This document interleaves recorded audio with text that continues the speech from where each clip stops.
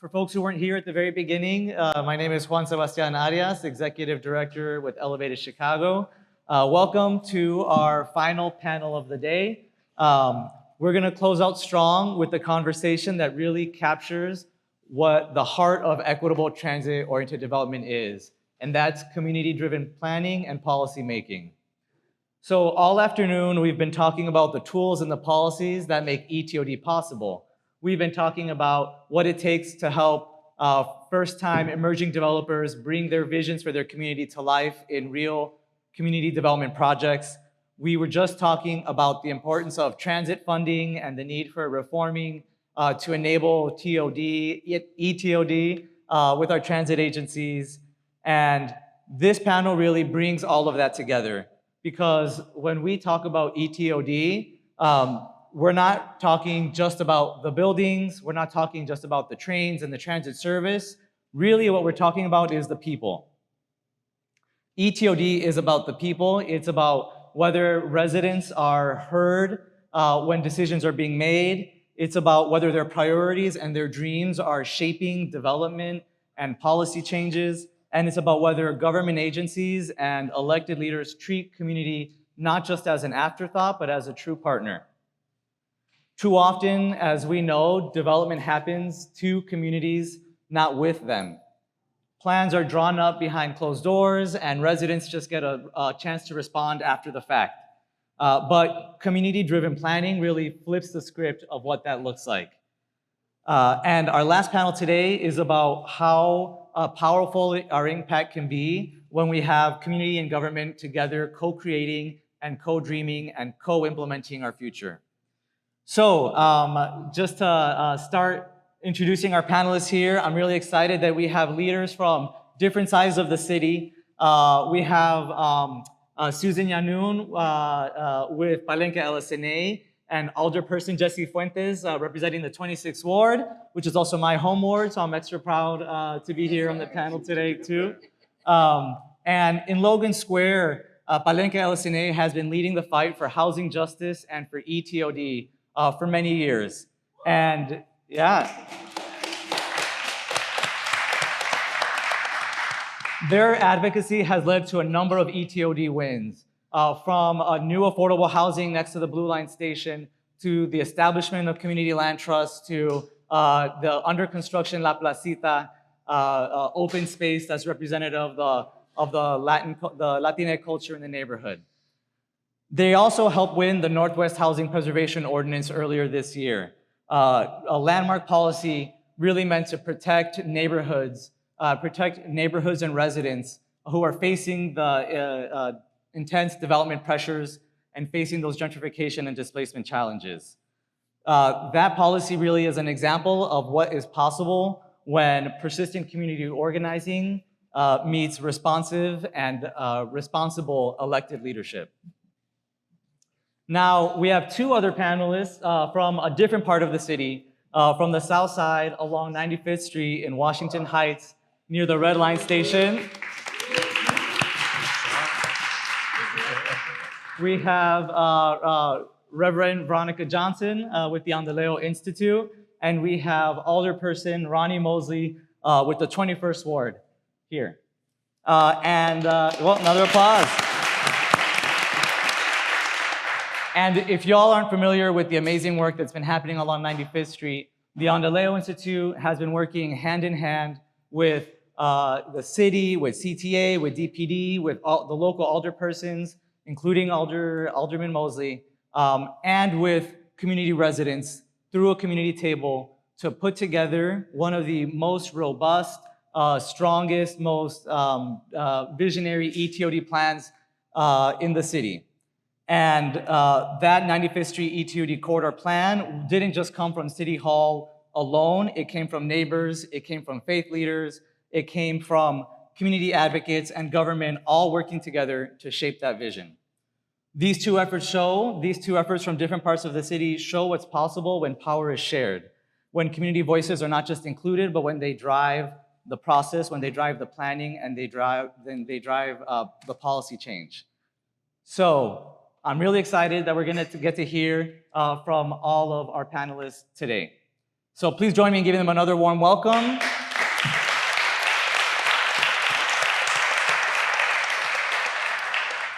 And now we can get started.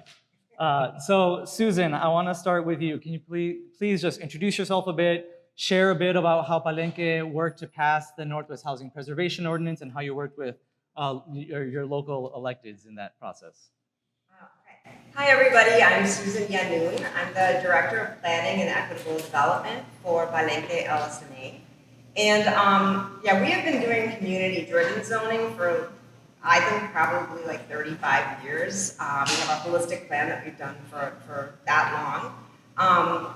But yeah, I think that like Juan Sebastian said it right, like we are pretty much known now for our really strong efforts to stabilize the community, reduce displacement, reduce gentrification.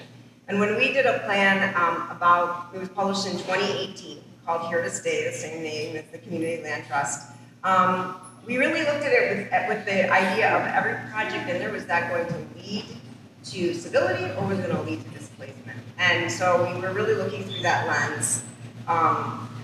Equitable transit-oriented development was a huge piece of that because we saw what happened at the California Blue Line Station, where there were these enormous towers called Palenque towers that were micro studios. They weren't really accessible to families, and they were like $3,000 in rent. So we said we cannot let that happen in Logan Square.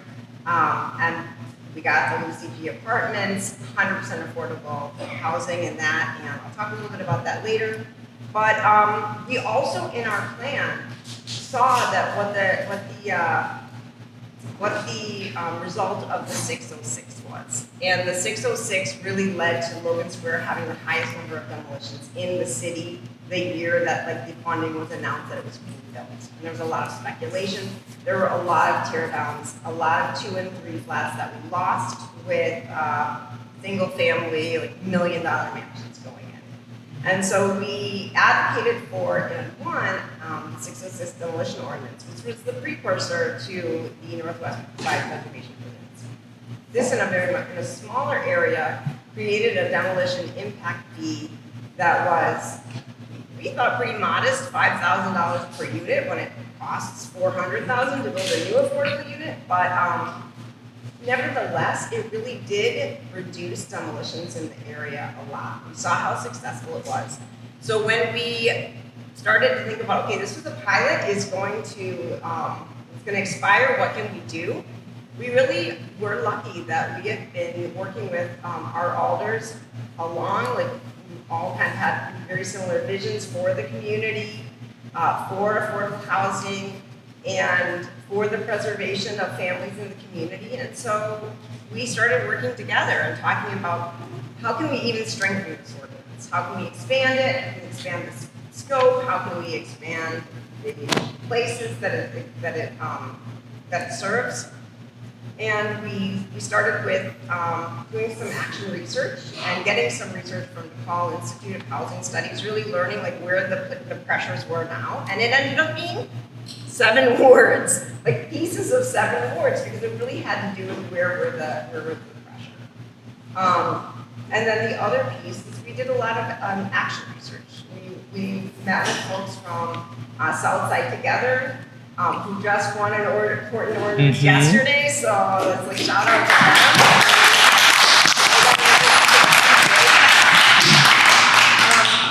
And we did learn from some of the ideas that they had in terms of, for example, the tenant right of first refusal.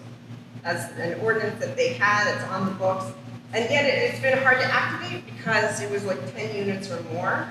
And so we said, okay, let's try to bring that down. Let's include it, let's try to bring it down.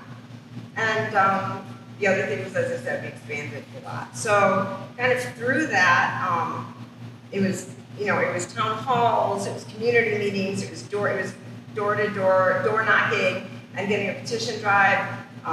Some of our alders were a little less certain that it was a good thing for their area, and so those were the areas that we really kind of focused the petition drive. We got over 1,000 signatures. So it did pass in, actually just about a year ago, the Northwest Preservation Ordinance passed, and it started to get implemented in the spring. And I will just mention a couple of lessons learned that we can go into later. Like one of them was like, don't underestimate your opposition, because the real estate lobby is strong. And we probably could have done more earlier on to really kind of anticipate the actions they were going to take. And also, like, the TOPA piece, the right of first refusal, that also is a huge new piece that we probably, like, we got started on it, like, again, thanks to your leadership. We have a working group that started in July, but the ordinance, went into effect in March. I wish we'd gotten a little bit of an earlier start of this, because it's a lot to bring all these pieces together and really make it something that's successful. Thank you, Susan. Alderperson Fuentes, I want to turn to you now, and a two-part question. One is, what does collaboration with community mean to you, and why is it important? And then the second is, what was your perspective like in the fight for the Northwest Housing Preservation Ordinance? Yeah, absolutely. Thank you. Well, first and foremost, the community collaborative process was a promise I made as a candidate. And I think that the thing that we have to make sure that we understand is, for so long, we have had residents in the city of Chicago, not just in Humboldt, not just in Logan Square, but the entire city, have elected officials that make decisions that have serious impact without their input. In communities like I represent, Logan Square, Humboldt Park, for decades, there have been decisions around zoning, around housing developments, around infrastructure improvements that didn't take into account sort of the lived experiences or the needs of our community. Susan alludes to it, right? The 606 Development Trail, birthed out of the Daley administration, gentrified our community. There were 2 to 4 flats. I grew up in a 3 flat on Kedzie. Those same type of naturally occurring affordable housing units that our communities had for so long were turning into multi-million-dollar mansions right before our eyes.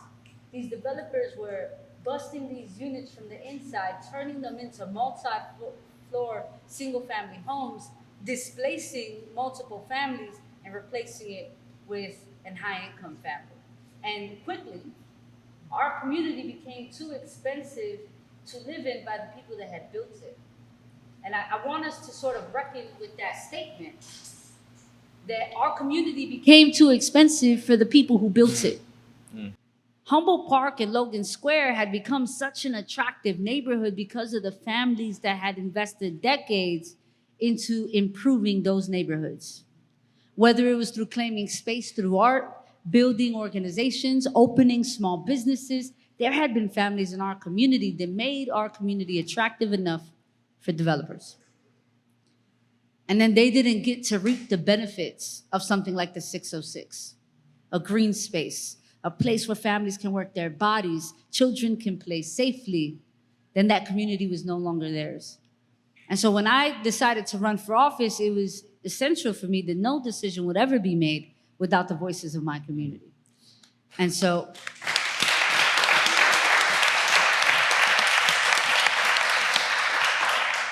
I have a community-driven zoning committee where all of our decisions are made collectively, made up of members of Palenque, Bickerdike, Hispanic Housing, Lucha, so many people who care about preserving community and allowing families to age in place. Now, we knew that the 606 demolition ordinance at some point was going to sunset. And it is a privilege to have an organization like Palenque that has a lot of forward-thinking leaders.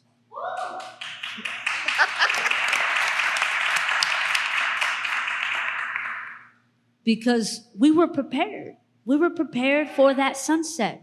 But more importantly, we had leaders that were daring to dream radically for their community. Imagine living in a community where tenants have the right of first refusal and their landlords can't displace them by $1 million sale. Imagine what it's like to live in a 3 to 4 flat and know that a developer just can't come in and demolish it. Imagine what it can feel like for a parent raising their children in a place that they call home, that they have legal protections in place so that they can continue to live in that community. And so when we started thinking about the Northwest Side Preservation Ordinance, and Susan alluded to sort of what it took a lot of door knocking. It took a huge education campaign. It took bringing a lot of stakeholders together because, again, we wanted to pass a policy. And look, I'll say this, policy has consequences, no matter who writes it and who passes it. The question is, who pays the price? And the ordinance that we were fighting to pass was to ensure that working families didn't pay the price. And that if developers and realtors had to pay the price, well, they have the profit margins to do it. And if you wanted to build in our community, you want to displace people, you were gonna have to pay the dollar so that we can replace that with affordable units. And so when I think about the Northwest Side Preservation Ordinance, I think about what it means to keep families in place. I think about that 60 or 70-year-old grandmother who bought that 3 to 4 flat 50 years ago and who wants to make sure that it stays in the hands of her grandchildren. But without something like the Northwest Side Preservation Ordinance, that would be impossible. Because developers have been speculating for so long. I mean, I get calls all the time with developers offering close to $1 million just to buy me out. And so imagine families who wake up every single day and find it difficult on whether they can pay a light bill or pay their rent or send their grandchild to college. Just how attractive that sort of speculation becomes. And so we need to ensure that when we're thinking about housing, we think about housing as a human right, and we ensure that our policies are there to protect working families who have built the communities that are attractive enough for developers to want to be in. And that's exactly what the Northwest Side Housing Preservation is.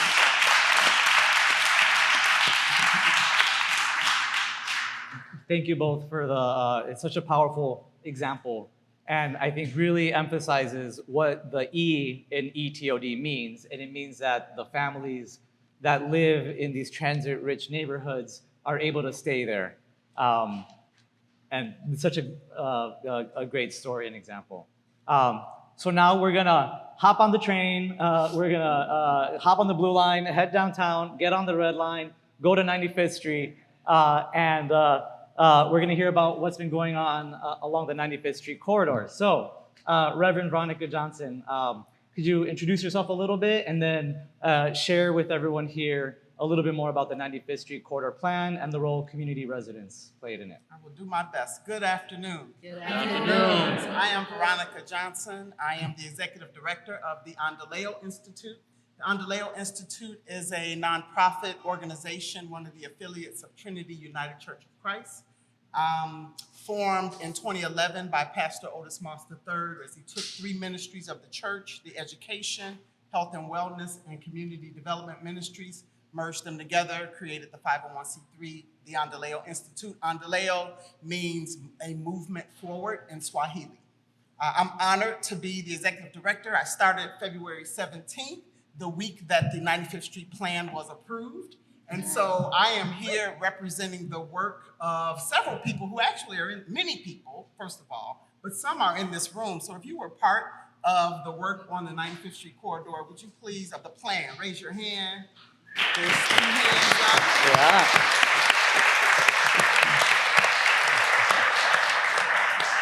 So person with the mic, you might have to help me out by passing it around to those folks. I am representing their work, but I'm honored to do so. The 95th Street corridor plan, the role that the Endeleo Institute played was to really to help create and convene the community table. Community table, 28 residents, other stakeholders within the community, civic leaders who have a stake in this game, who are part of this community, longstanding members of this community, who are excited about having a voice, taking that role seriously, and participating in the plan process, from the planning process, which I think took 14 months, 18 months, through implementation, which we are entering into now. The 95th corridor is the 95th Street from Cottage Grove to Halsted. And so if you can imagine that stretch, there are several anchors on that stretch. On the Cottage Grove end is what anchor? Anybody know? Chicago State University. As you come west, certainly you're gonna cross the Red Line station, and we know about the Red Line extension. And then if you keep going, you're gonna pass Trinity United Church of Christ. If you go to Halstead, what are you gonna come to? Woodson Library, right? Just amazing corridor. It took me actually to come out of a meeting with Commissioner Boatwright, where she said, the plan's been approved, let's get going. There's work that needs to be done. And as I left that meeting and drove 95th, I saw what was between those anchors in a way I had never seen it before. I saw the boarded up buildings. I saw the empty lots. I saw the need for the very work that was done, and got really excited that I'm really blessed to be a part of the leadership that's gonna help take this into implementation. And so what happened during that planning process, well, let me just say a little bit more about the community. The community has among the highest Black home ownership in the city. Okay, I have some statistics here. Although it is a historically disinvested community, 22% of the residents moved in before 1989. Okay, and so that's compared to a city average of 8%. So long-standing, the parents, the grandparents, their home's still there. The children may or may not come and continue that legacy. We're hoping that this project helps continue that legacy. And so it's important work. The Endeleo and Far South CDC were community partners in the planning process. Together, we took the lead on community engagement, advocated for equitable and inclusive process, and championed community empowerment and wealth building, a significant part. A lot of money leaving the community. 1% of the population in the community live in the community or work in the community. And so the majority leave and spend their funds elsewhere. We want to change that. A big part of this work, formation and convening of the community table, which includes, as I said, 28 trusted community members who are engaged. We had a community table meeting last Saturday, and we've got to sharpen some facilitation skills, because these are people who will take the mic and not give it back. Because they are serious about the opportunity. Who of you have had the opportunity to say, we do not want a gas station on our block? Has anybody ever been able to say that? That we don't want more liquor stores, but we do want more coffee shops and places that we can sit, relax, be community, right? And so that's what we're able to do. The community engagement. Over the period that the plan was created, there were 5 public meetings, over 1,500 attendees, 2 walking tours, 5 focus groups, more than 600 survey respondents in 3 community surveys, and over 1,000 comments recorded. As I was candidating for my role, absolutely, people came out. As I was candidating for my role, I knew about these meetings happening, so I went to one in Chicago State. I saw you there. You didn't know me at the time. And I sat at the table, and I was part of the process as they asked the community, here are the major intersections along this corridor. What can you imagine on this intersection? You know, 95th and Wabash. What can you imagine at this intersection? What do you want? What don't you want? And all of that data being collected, I have to say, as I went into that space, I was a bit of a skeptic. I'm like, how is this data really gonna make a difference?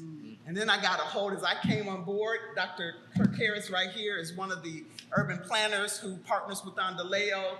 He and Hubert Morgan handed me this, said, read it, do your homework. And I really came to see that that data was collected, and it is now leading us into the process of implementation, which I will talk about in the next question. Thank you.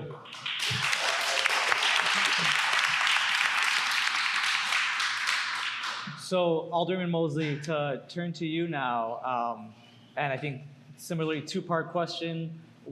First is, why is it important to partner with community on development decisions for you? Let me see if you all know this quote. Nothing about us without us is For us. That is what was happening. We had folks who were making decisions for us and to us. And you just heard the Reverend talk about that home ownership rate, right? So we were pretty secure in our own housing, but we constantly had to leave our local economy to get the products, the services that we were looking for. We are what you would call a bedroom community. And actually the 21st Ward has, I believe, the most population of folks who make this city work. These are the people who get up each and every day, whether they are directly working in a city or government position or some of the ancillary ones that help support that, whether you are getting to it, whether you are looking for food and so forth. They live in the 21st Ward. And when I was a candidate, I promised that we would have those things in our own communities. So when you talk about community voice, the charrettes are one of the most powerful tools that I think my community got to see, because they not only express their voice by commanding that mic, but then the next meeting they came to, they saw it ingrained in the plans. And when you do that, you speak volumes. You speak to that this is serious business, and your thoughts, your wants, your desires are as serious as that business. So we started taking those things a step further. Those walking tours, right? 95th Street, let me back up. The 21st Ward has always been blessed with transit. Whether you're talking about the expressways, 90, 94, I-57, whether you're talking about bus, 95th Street and others, Halsted, whether you're talking about the rail line, 95th Street again, or even some of our main streets, Halsted, Ashland, State, Lafayette, and the early expressways, right? The Vincennes that cut through the city. So that is not new to us. But what it also contributed to was folks just simply driving through our community. And we didn't have the stores, the destinations for them to stop. So we stopped because we live there.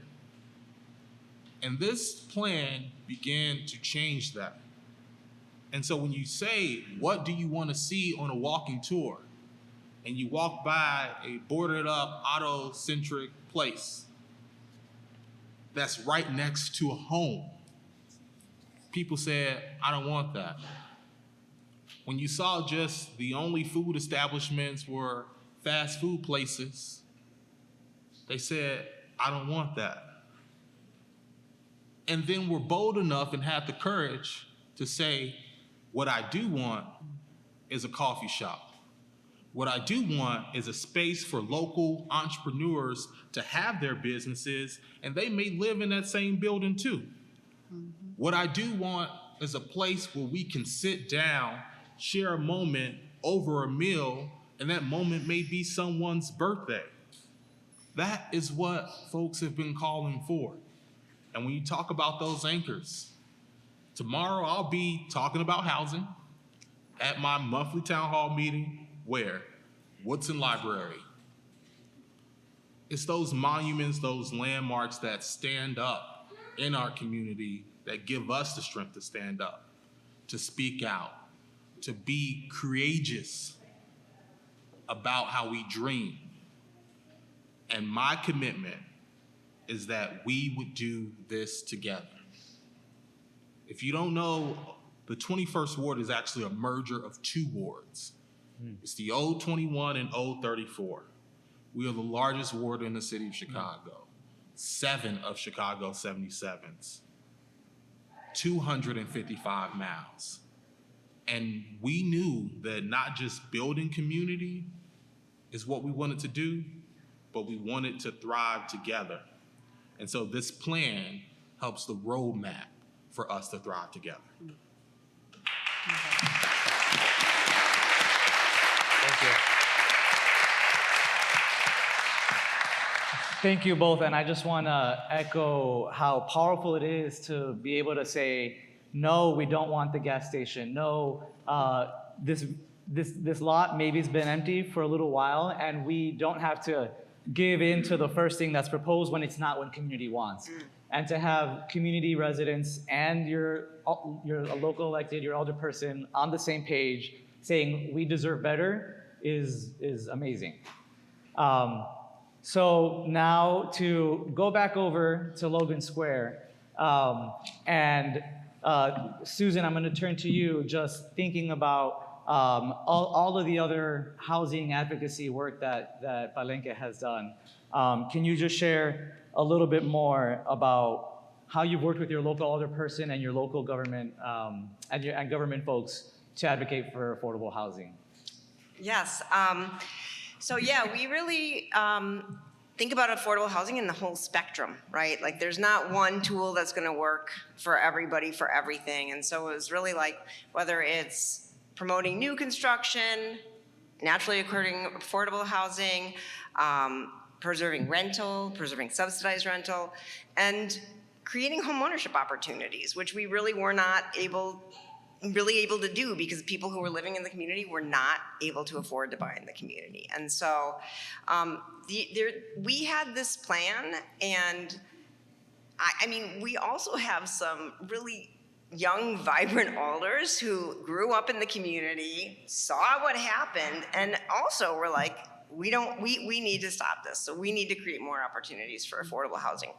So in that sense, I have to say, like, the hardest fight that I was in for trying to get affordable housing was the Lucy G. Parsons Apartments, right on the Logan Square Blue Line, right where the La Placita is being developed.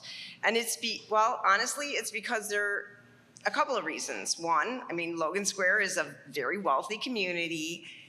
There was a city-owned lot that was a parking lot that was barely ever used, and there was an alder at the time and somebody and the planning and development that said there is absolutely no way that this is going to be 100% affordable. No way. It's going to have to be mixed income because we can't afford it otherwise. And I mean, the community said, no, like we need to have more affordable housing. We are losing families left and right. The set-aside ordinance, while great, we fought for it, another tool, we did see some of the things that happened is not enough family-sized units. And so we just continued to fight for it. And when we kept pushing, again, the door knocking, the press conferences, the rallies, and then there was an aldermanic election, and obviously we weren't supporting one candidate over another, but it was true that there was one candidate that said, I'm for affordable housing, I'm gonna help make it happen. And so when he was elected, it was, again, really working together. And we had to strategize together. There were still some NIMBYs who did not, across the street, there was the one residential street, very, small scale, and they said, we don't want this. And they had a lawyer who has argued successfully in front of the Supreme Court who, filed a lawsuit against the project. So definitely had our challenges, but we also did have an alderman at the time, Alderman Rosa, who was like, we're gonna figure this out together. And we had to do our part as the community organization. We had to make sure people were not just like the silent majority of like, yeah, we don't want to leave our community, but like showing up for the meetings and showing up for like the community vote. And then he did his part too, because he was really like persistent in terms of being creative and finding the financing for that. And, as I said, since then, really, we have seen for the most part a change in tide of that. We have alders who are also understand the importance and are basically like, yes, yes, yes, what can we do and how can we do it? It's hard, always hard to find the money, but we feel like working together, we can do it. Thank you. Yeah. All right, yeah, we can keep going. Alderperson Fuentes. So we mentioned earlier we talked earlier about the passage of the Northwest Housing Preservation Ordinance. As I think most people here know, once we pass policy, then you gotta actually implement it, right? And you gotta make sure that it actually lives up to the goals of what you were trying to achieve. So I'm curious to hear from you. How have you been working with community and with others to implement the Northwest Housing Preservation Ordinance? No, thank you for the question. So I'll say this: what makes a good legislator is not just making sure the policy passes, but that there are plans for proper implementation, right? Because the fight is never over. In fact, when we passed the Northwest Side Preservation, it included 2 additional wards than the ones that are in it right now. And there were 2 aldermen, by the pressure of realtors, took their ward out a couple months later after we passed the ordinance, leaving tenants with no protections and no opportunities to purchase. And so we put together a working group that Palenque actually is helping us lead with several other organizations, banks, title companies, really starting a collective process to do a couple things, right? One, when our tenants are building associations because they are prepared to purchase, how are we getting our lenders and our title companies prepared for that purchase, right? Because it takes everybody. When tenants are saying, I don't want to be bought out, I do want to buy, how do they get the skills as an organizer to get other tenants on board so they can establish that association? How are we educating and working with tenants across the communities that the preservation ordinance represents to educate our neighbors on the rights that they do have? Because the policy does absolutely nothing if tenants don't know they have the opportunity to purchase and that they have the right of first refusal. There's so many landlords who would knock on your door and say, hey, I'm selling, I need you to check this box, right? And tenants will blindly check that box and sign that paper, not fully understanding that they are signing their rights away. And so this working group is not only fine-tuning what it means to be able to work with the entities and institutions for sales and acquisitions, but it also is striving to educate every single neighbor door by door, block by block. Because the policy is meant to be an empowerment tool for tenants to utilize. But if they're not utilizing it, then the policy itself is quite useless, right? And so we want to make sure that our tenants are not only educated, but they're organized. And that when we have landlords in our communities, and look, you all, we have some great landlords in our community, and I want to name that, right? We have landlords today that work extremely hard to try to keep those units affordable, who reach out to community when they need support, who communicate with residents, are responsible to tenants. But the reality is we also have some terrible landlords who abuse their ownership. And often when they're in a tough position, they're not transparent with their tenants, and they don't understand that when they make decisions, the impact that it can have on tenants and the rest of their lives. And that's why policy is extremely important to protect tenants. And I represent a ward in which over 60% of my ward is renters.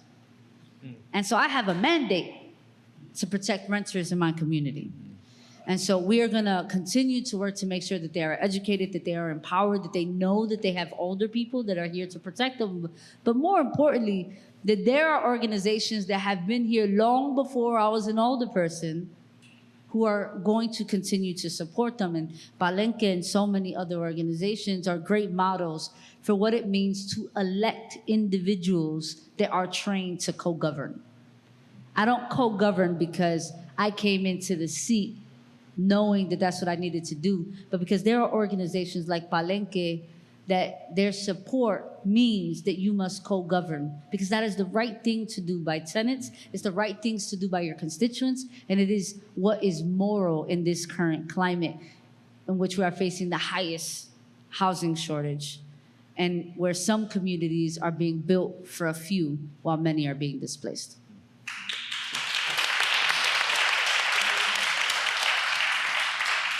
Thank you. So now we'll jump back to Washington Heights and 95th Street. And Reverend Veronica, the plan was passed or was adopted by Plan Commission in February. And so I'm curious, what's next for you? How are you all thinking about implementation? Thank you. The first thing I want to lift up is what we're calling it, because what you call something matters. It's a renaissance. And why would we call it a renaissance? Go ahead, I'll let you. Yeah. Similarly, this is a justice movement. That's right. This is an intentional effort to ward off gentrification. One of the things that I didn't mention was that there's public housing within the community. They are on the community table in force.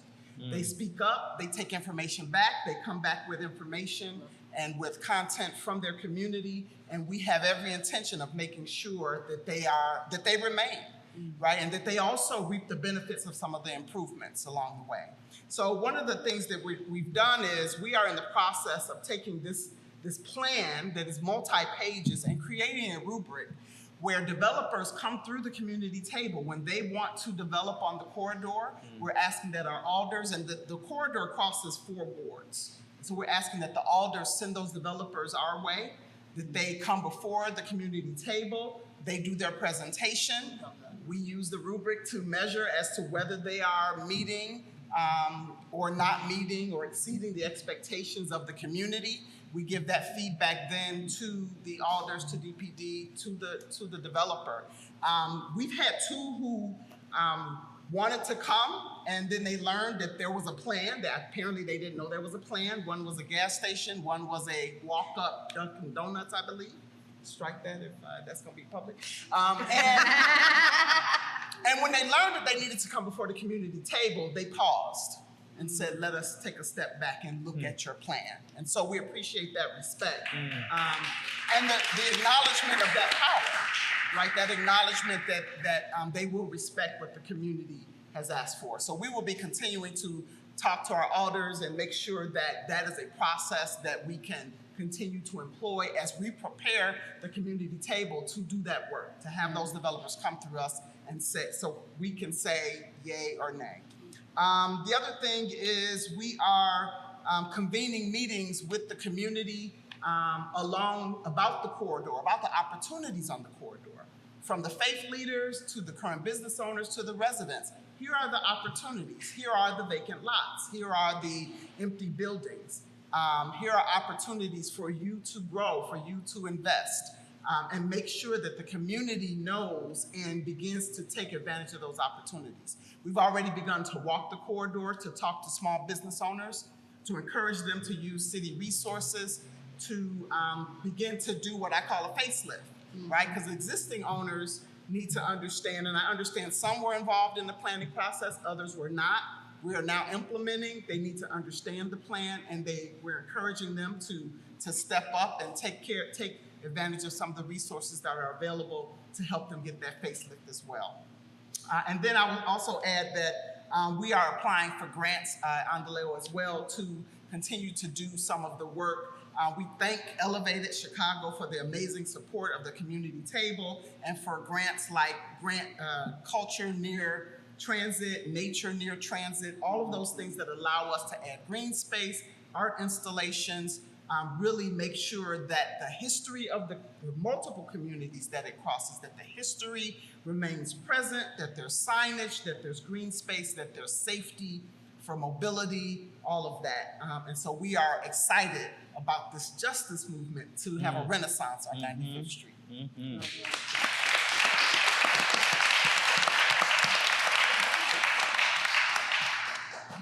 Alderman Mosley, I think it's the same question for you. How are you thinking about next steps, and what are you planning to do to support this renaissance? When the Reverend talks about that facelift, that is possible due to the work of our Mayor, Brandon Johnson, and our Commissioner of Planning, Sierra Boatwright. The $1.25 billion allows for that work to happen. And that was through their leadership. And I want to thank, I know there's some member Jasmine, David, they're both here from the planning department who allow me to come to their office weekly, sometimes more than once a week, to really be partners in the work. And so zoning, when you talk about what communities look like, zoning is a big part of that, zoning and land use. And so we've passed some zoning, we've put in some more zoning, but we are not stopping there. Because also what our community has said is that we won't have the typical narrative, that with development will not come displacement. And we've been very intentional about how we make sure those residents who have sacrificed and maintained get to enjoy the benefits that they've been working towards. And so we're investing in housing at every level, from the first single room occupancy youth shelter on the far south side of Chicago, to supportive housing, which means that you're not making more than $23,000, to affordable housing. We are strongly single-family homes, and the fabric of our ward is home ownership. And so we don't have a real rental market. We're making one with projects like Morgan Park Commons and so forth. But we're also still investing in creating more homeowners in multiple projects. And I mean, this goes even all the way up to custom luxury homes at $800,000. That is the full gamut of the 21st Ward. It all lives there. And we want to make sure that the folks who are there get to live there. I've learned some great tools from you all just on up the trail, or the train. But also what I would encourage, and one of the things that we are working on, yes, we are homeowners, but we don't do estate planning well. And we know that redlining is a very real thing. That's right. And although we've been able to overcome obstacles and mountains by becoming homeowners, we got to figure out how to transfer that wealth. And so literally tomorrow, we're going to be talking about that, talking about living revocable trusts, not just toadies, transfers on death instruments, not just wills, not just being well-intended, but making sure that we are strategic about maintaining that wealth so that we can be there for more and more generations to come.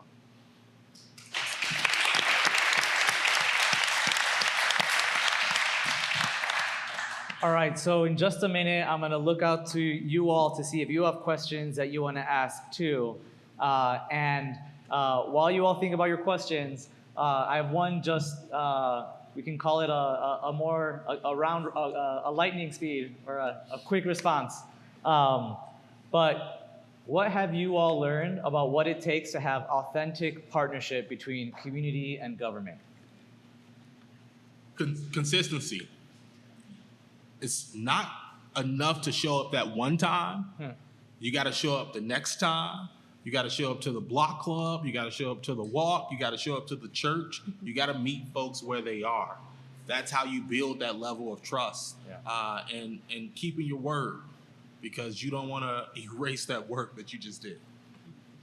I'll say a true ability to listen, right? I think that I tell folks all the time, my hottest meetings are bike lane meetings and housing meetings, right?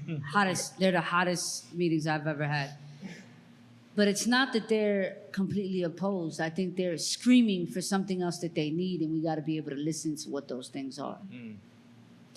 I mean, I would say definitely like having that shared decision making and actually power in the decision. Like having that community-based zoning is huge. And we know that like our words matter and they're going to be taken into consideration in what actually happens in the wards. That's right.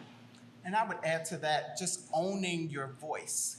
There's so many of us that don't realize that we can go to city council and take the mic and say something. There are many people who have no clue. You can go to the ICC and speak out against a utility, for example, right? And so in my justice work, I've learned that, been amazed by it. Our community needs to understand that their voice matters. Yeah. That's a beautiful call. Who wants to take the mic? Sure. Oh, we already have some quick hands over here.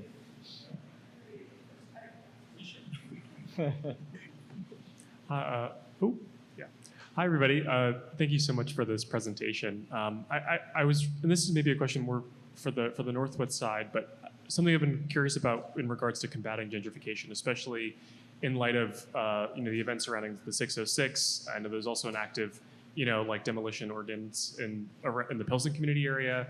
And despite that, there's still new residents moving in every day. And I think my question is, how do you negotiate, work with, and educate these influx of new residents that may not necessarily have the historical context for these communities, for what has happened to these communities, and foster buy-in with proposals like the Housing Preservation Ordinance to make sure that all community members are aligned. Because sometimes, you'll have newer residents that are incredibly high income earning that have no real attachment, or maybe they don't see that they have a reason to care. So how do you maintain that interest and foster that buy-in? Yeah, I think, look, that we're not going to get 100% buy-in, right? I think the thing that we do well, particularly in the 26th Ward, and we do it alongside organizations like Palenque and others, is that we're constantly in the field. I knock doors every Tuesday and Sunday. Ain't no one over here waiting till campaign season to like engage with my constituents. And when you're at those doors and you're talking to residents and you're letting them know about the neighborhood and what's happening and how they can support or what projects are coming up and how they can give input, that interaction often alone brings buy-in. Because for many constituents in our ward, it's the first time an alderman has ever been on their stoop asking for their opinion and not asking for something. And so I think that engagement, right? And again, I don't do this work alone. Palenque is always on the doors.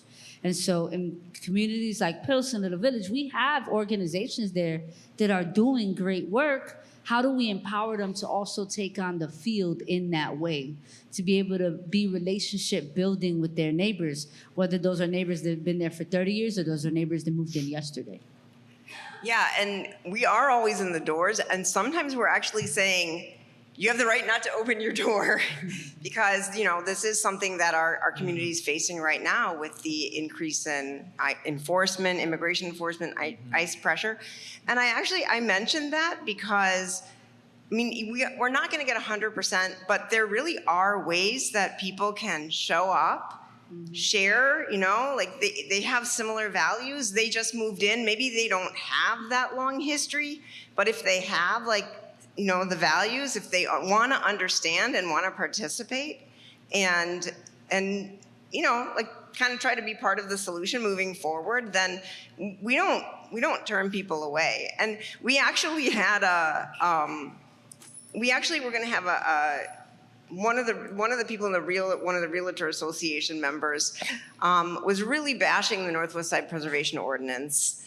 And well, I mean, we were doing some door knocking. We were gonna do an action in front of his business, and he came to the table, and we came to the table, and I think it was actually a really productive conversation. And you know, we had some points of agreement, and said like, yeah, we're gonna work together. The backlog isn't great. You know, these different little problems aren't great. The fact that we were open to that. And he was open to it. I mean, it just made for a much better situation than just completely like just saying like we're sworn enemies forever. Hello, so my name is Sedona, and my question is actually inspired by you, Ms. Johnson, and you're talking about going to the ICC and speaking out about utilities and rising costs. And I was just wondering how you factor in energy, electricity, energy efficiency, renewable energy with kind of like almost technology-oriented development now with the influx of data centers and the rising cost of utilities. When you're thinking about transit-oriented development, equity-focused development, how do you consider the trade-offs between like low construction costs for maybe something that's less energy efficient now versus something with higher upfront costs that maybe has lower maintenance costs later in terms of people maintaining homes and lowering like environmental externalities? I'll start. So my role prior to coming to Endeleo was with an environmental justice organization. And so that is, going to the ICC is what I did to speak against people's gas, right? And so making sure that green technology is, you know, it's one of the checklists as we talk, as developers come and speak to us, whether it's panels, whether it's EV stations, more green space, trees, right? That at this day and age, that really should be on the development grid of any developer. And so really also educating the community for existing properties and existing businesses, that they also begin to move in that direction. We've got to address it. You know, people debate about climate change. As an environmental justice advocate, I believe that that is the case, but that also we have the power to do something about it. And so certainly making sure that's part of our evaluation grid as we speak to developers that they are incorporating green technology into their work. Hi, y'all. My name is Noor, and alongside being a landscape architecture student at U of I for my master's, I'm also an engagement and community coordinator for a small-scale community initiative called DPAVE Chicago, which essentially is like, I'm like, promoting the removal of excess pavement across the city, specifically focusing on the south and west sides of Chicago. I really appreciated the undertone of, or the overtone of daring to dream radically during what all of you were saying. And I often think it's a part of being pragmatic. Like, often our imaginations of the future are tangible and possible, and we see that on like the other side, perhaps, framing it as maybe the oppressor. Like, tearing down affordable housing was bad, and it was bold, and redlining was bold too. So I guess I want to take it back to you all and say, in the work you all do in the midst of all the busy and working in the office and sometimes being far removed from your communities, what helps y'all personally stay in your magic and continue to see your imaginations of the future as possible? I feel like sometimes it can be a little, daunting when you're doing like admin work and stuff. You want to take that first? Great question. There's a quote that I've learned that I really fell in love with, and it's, at the moment of commitment, the universe conspires for your success. There's no way with the ward that I have, 1,200 residential blocks, and street resurfacing, you can only do 100 your entire term, that in the middle of my term, I started this year with 139 already done. When you talk about sidewalks that need to be replaced, that comes from having that radical faith and working together to achieve it. It is not that we can't do it, we can't get it done. It's us believing that we can do it together. That has been the superpower of the 21st Ward, that residents have stepped up, that faith leaders and community organizations have stepped up, that developers have stepped up. And earlier, I think I may have said that we deserve better. What we really believe is we deserve the best. So not just a small improvement of what we are in now, but what is the ultimate improvement? And that's what we strive for. And like someone else said, if you aim for the moon and you miss, you still land them on the stars. So I think how I've done it in my ward is systematizing my work into pillars, right? So in the 26th ward, whether you go to my website, my socials, or you hear me speak, I speak within several pillars, and that's housing, community safety, climate, and participatory democracy. And everything I do is with community. Each pillar has a community component, whether that's community-driven zoning through housing, whether it's my community safety committee with violence prevention, organizations and peacekeepers, whether it's me doing ward at your door every Tuesday and Sunday for participatory democracy. I ensure that my day-to-day has me interacting with the people so that I'm not removed from what it means to radically dream of a community that they believe that they deserve, and they do, right? And so when I do my work, I ensure that if it's not a part of those pillars, then I don't take it on. It's for someone else to do, right? Until my work in my community tells me otherwise.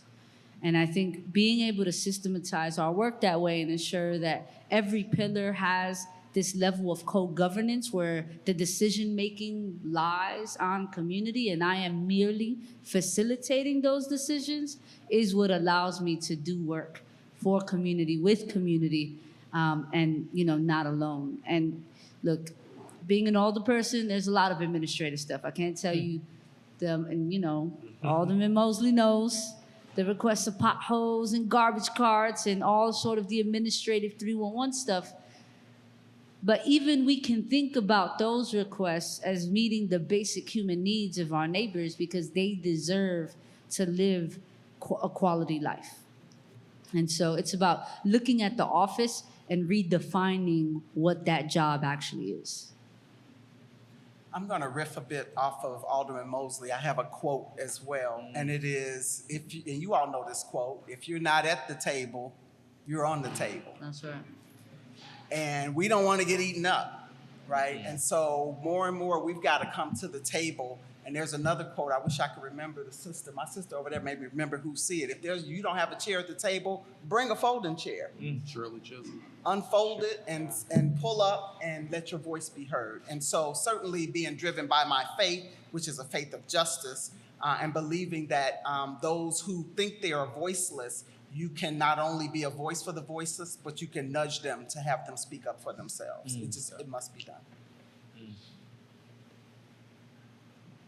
One more question. Yeah, there we go.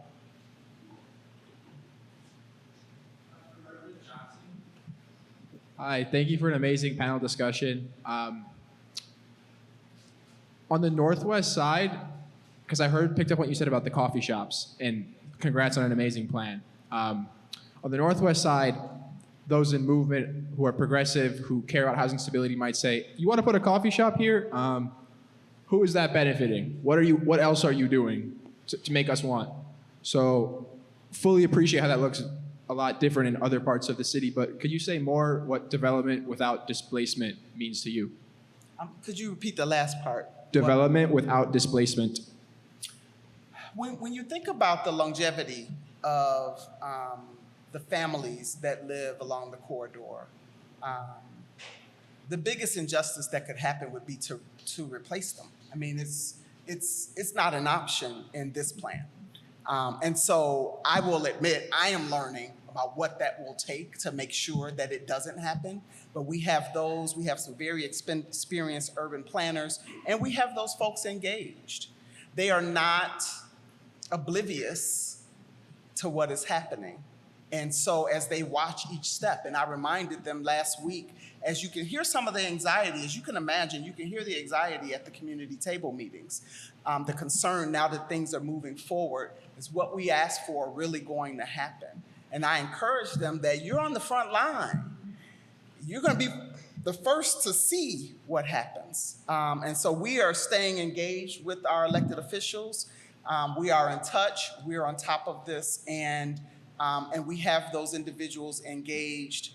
They will hold us accountable. We will hold elected officials accountable. But more than that, those elected officials are on board with us. Commissioner Boatwright said, call me. I have things to tell you that are exciting, right? And so as we do this in partnership, there's less and less chance that things can be done without us seeing it and being aware of it. I'm not naive. I know this is Chicago. I know things happen in politics, but we're on the front line and we're present. And it would take a lot right now to get something past us. If I can add a little more to that, I would say being both the creators and the consumers. Oftentimes we are just the consumers.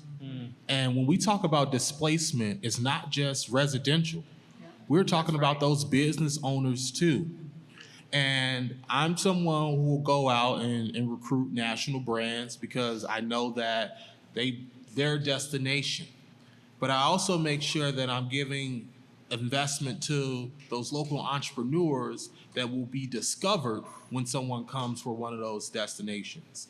And if we can pull out all the incentives to get the name brand destinations, which my community has said, that's what we want. We want some name brand things.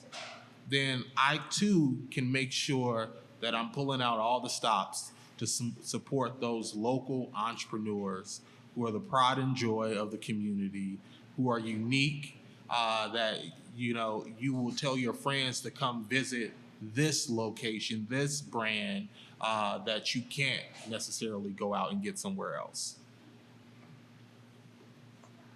All right.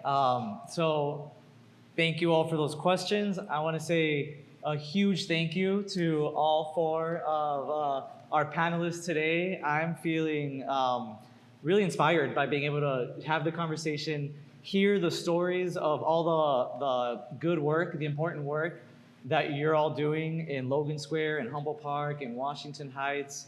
And it really reminds me that what equitable transit-oriented development looks like is going to be different in different neighborhoods, and each neighborhood has its own story. And still, community-driven, community and government working hand in hand is what it takes, and that's still something that we need to see more of citywide. So please, everyone, just join me in giving a round of applause.